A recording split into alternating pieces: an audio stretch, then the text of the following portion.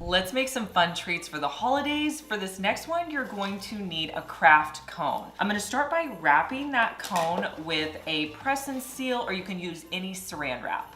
Now, if you've never made one of these cone trees, they're really fun. You can add so many different things to them. I picked up some green grapes, and I'm just going to put the green grapes into the cone tree with a toothpick. This is fun to serve because they can just take a grape out and eat it. So I think that I'm going to snap these toothpicks in half because I don't need a full toothpick. So I'm just gonna place half of a toothpick in, and then I'll add the grape on top.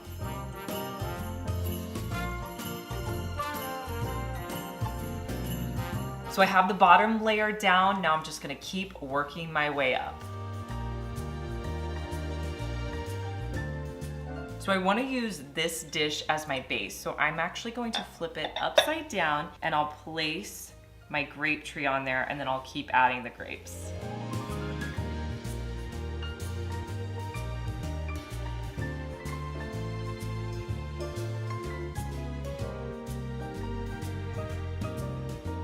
Now that all the grapes are on, I want to fill in where I have holes. So I bought some cranberries, and I'm going to just put those on the end of toothpicks and place them in wherever I can see kind of that base underneath. So I ran out of my regular toothpicks, and I had to switch to these longer toothpicks. So I'm just going to snap these in half, and that'll be about the right size for putting on the cranberries. And I'm placing the toothpicks in first and then adding on the cranberry.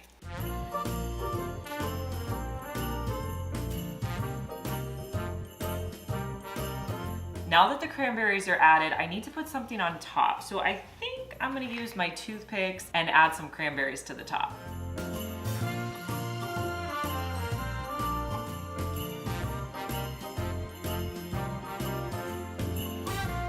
Here's how it turned out. It took a little bit of time, but it was actually really easy to do. How gorgeous is this glass tree that I found from my Texas house? It's gonna look so pretty sitting out in my decor. I love how many ornaments they have on Walmart, and every year I like to pick a theme for my tree. This year I went with reds and greens. Now I do think when you're adding ornaments, it's great to have larger ornaments as well. So my Texas house has these flocked ornaments, and they're a little bit larger. They have them in green and red. I went with the green ones for my tree. So I found this larger pack of ornaments that I love that it kind of had this muted look to them in reds and greens, and these were perfect to really put all over my tree. Or you could also get one of these ornament garlands. One of the most frequent questions I get asked this time of year is how I make the large bows that I have on my tree. And they're actually fairly easy to do, and I'm gonna give you my quick tips so you can make them at home. The first thing you have to think about is ribbon, and not all ribbon is created equal when it comes to bows. So I like to pick between 4 to 6 ribbons for a large bow. Now, what do you need for your ribbons? You need to get wired ribbon. That's the only way your ribbon is going to create those big loops. Now, if you're going for a flowy bow, you don't have to have that, but if you're looking for those big billowy bows, you have to have wire ribbon. Now, depending on the size of your ribbon, I usually like to go with at least 2 inches. Sometimes I go 3-inch ribbon. It just depends. Like, I can go up to 4 inches on the ribbon, but at least 2 inches is going to give you a nice full bow. The other thing you need are zip ties. These are going to help to really hold your bow securely together. I like to use zip ties to hold my bow together and to attach it to my tree or my garland or whatever I'm adding it to. Walmart has a lot of great ribbon. I've been loving these velvet ribbons by My Texas House. They're so pretty. I'm gonna be using several of those. So start by figuring out which ribbon you want to be on the top, and then just kind of lay them out so you're ready to add them. So I think this is the order I'm gonna go with for my ribbon. Start with your first ribbon, and the main thing you got to keep in mind is a lot of these ribbons are not two-sided. So we're going to do everything we can to show the pretty side of our ribbon and not the side that's not finished. So to start doing that, I'm going to create a loop like this, okay? This is about how big I want my loops to be. If you want them bigger, make them bigger. If you want them smaller, make them smaller. And as you keep adding loops, you can make them a little bit larger, but start with about the size you want it to be. So I'm going to start on one side, make a loop, then I'm going to take it to the back, and make another loop holding it in the middle so that they're about the same size. Now see here, it's not the pretty side. So I'm going to twist it in the back. And then what I like to do is make a long tail, because if I'm adding this to my tree, this is going to be a pretty tail that's going to cascade down. Now the hard part is if you're holding it in your right hand, you got to figure out how to cut it with your left hand, which I'm not very good at. So I'm gonna cut off a long tail. Now let's add on our next ribbon. So I'm kind of lucky with this one that it looks good on both sides. So you want a little bit of a tail before you loop it, just because if you don't have this amount, it could go through whenever you're fluffing it out. So you wanna put at least 5 or 6 inches as part of your tail. So start here making the loops about the same size, okay? Now what's cool about this bow is it doesn't have to be perfect. So if they're a little bit off, that's okay. So I'm gonna put it there, gather it, and then I'm gonna take it and create a loop on the bottom. So I have a loop here, and then I'm gonna do the same thing, cutting the long tail.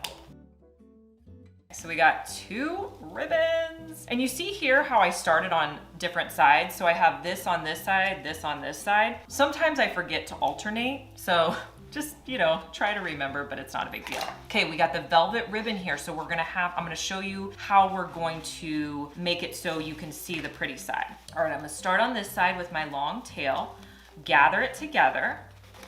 Then I'm gonna come in and make our loop, making sure the pretty side is facing out. Then I'm gonna cinch it together. Okay, now if I made another loop the way it is, it would be the back side. So when I'm holding it here, I'm gonna twist it like this, okay? Now my pretty side goes out. And I'm just gonna make the loop on this side. Again, do your best to make them the same size. Now, to make my long tail, I'm gonna twist it underneath, make my tail about the same size, and cut it off. Okay, 3 ribbons down. However many ribbons you add is gonna be up to you depending on how big and fluffy you want your bow to be. I'm gonna keep going. So I'm gonna go in with this white ribbon, and I'll do a little backing piece. Make sure that my velvety side is facing out. I'll make my loop, and then I'm going to twist on the back, make my loop again. Okay, kind of pull it off there, otherwise it's twisted up. I'll make my loop again.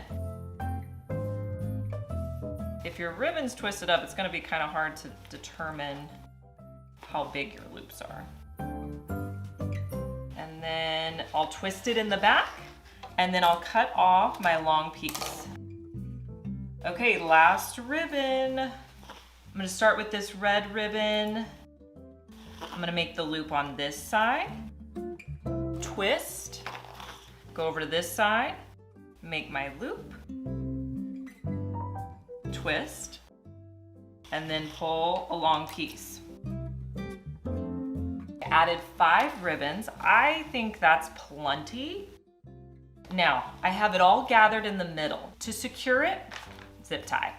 So I'm gonna bring my zip tie in, and I'm gonna tie it in the very center. All right, so I like to just trim the excess off.